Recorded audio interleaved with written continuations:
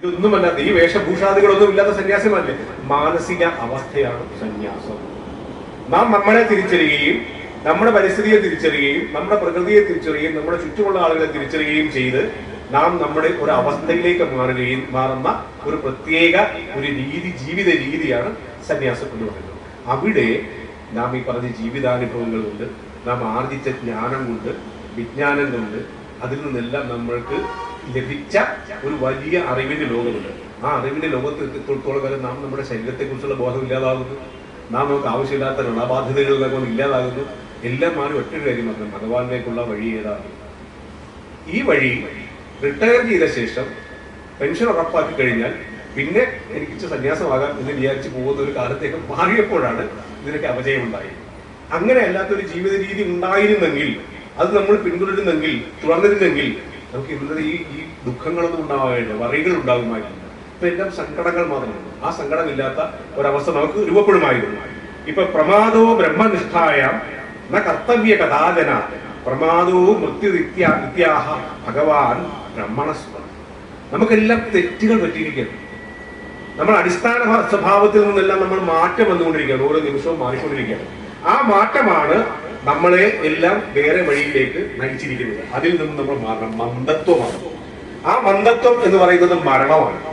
നമ്മൾ പ്രവർത്തിച്ചുകൊണ്ടേയിരിക്കണം. ആ പ്രവർത്തിച്ചുകൊണ്ടേയിരിക്കുന്ന അവസ്ഥയാണ് ബ്രഹ്മനിഷ്ഠയുണ്ട്. അതിന് തത്വവിചാരം ഉണ്ടാവണം. അതിന് ആധ്യാത്മികമായ സാധന വഴി നമുക്ക് അത് വളർത്തിക്കൊണ്ടുവരണം. ആ വളർത്തിക്കൊണ്ട് വരുന്നതാണ് നമ്മൾ യുക്തിപൂർവ്വമുള്ള ഭക്തി എന്ന് പറയുന്നത്.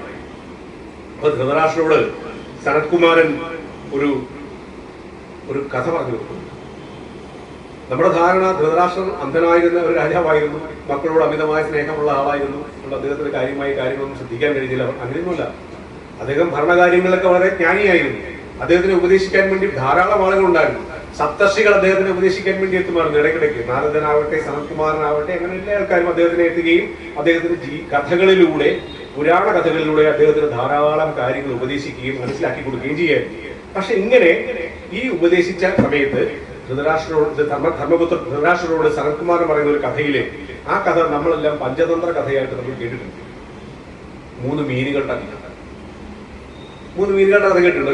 ഒരു ജലാശയത്തിൽ 3 മീനുകൾ ഉണ്ടായിരുന്നു. കാലക്രമത്തിൽ ജലാശയത്തിൽ വേനൽ വന്ന സമയത്ത് വറ്റിക്കൊണ്ടിരിക്കുന്നു. അപ്പൊ മീനുകളുണ്ടായിരുന്ന ബുദ്ധിമാനായ ഒരു മീൻ പറഞ്ഞു, നമ്മൾ അപകടത്തിലേക്കാണ് പോകുന്നത്, നമുക്ക് ഇങ്ങനെ പോയി കഴിഞ്ഞാൽ പറ്റില്ല, നമ്മൾ ഇവിടുന്ന് രക്ഷപ്പെടണം, നമുക്ക് സമുദ്രത്തിലേക്കോ മറ്റെവിടെയെങ്കിലും മാറണം. ആ മാറിയില്ലെങ്കിൽ നമ്മുടെ കാര്യം നഷ്ടമാകും. അതുകൊണ്ട് ആ കാര്യത്തിൽ തീരുമാനം എടുക്കണം എന്ന് പറഞ്ഞ സമയത്ത് ബാക്കി 2 പേരും കേട്ടു.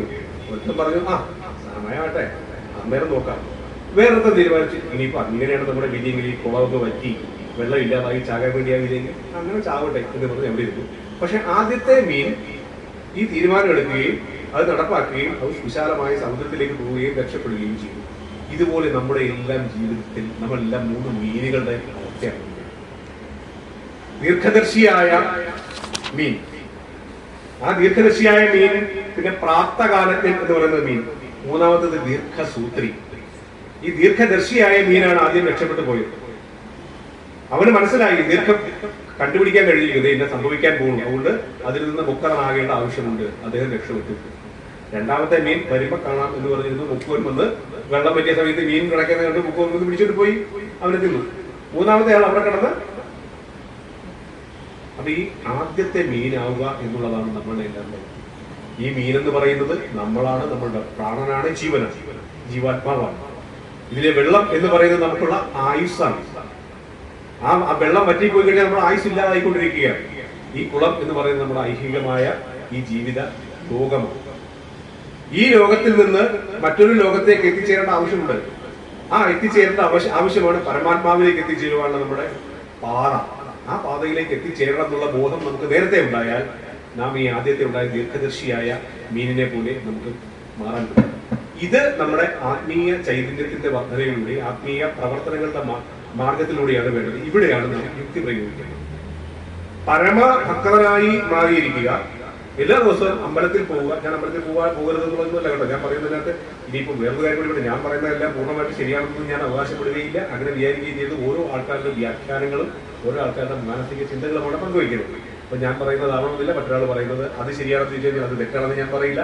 ഞാൻ പറയുന്നത് ശരിയാണെന്ന് ചോദിച്ചാൽ ഞാൻ പറയുന്നത് തെറ്റാണെന്ന് ഞാൻ പറയില്ല. എന്ന് നമ്മൾ കേട്ടിരിക്കുന്ന ആളുകൾക്ക് അവരുടെ യുക്തി ഉപയോഗിക്കേണ്ട ആവശ്യം കൂടി ഇതിനകത്തുണ്ട്. അപ്പൊ അമ്പലത്തിൽ പോകുന്നത് ശരിയാണോ എന്നുള്ളതല്ല ചോദ്യം.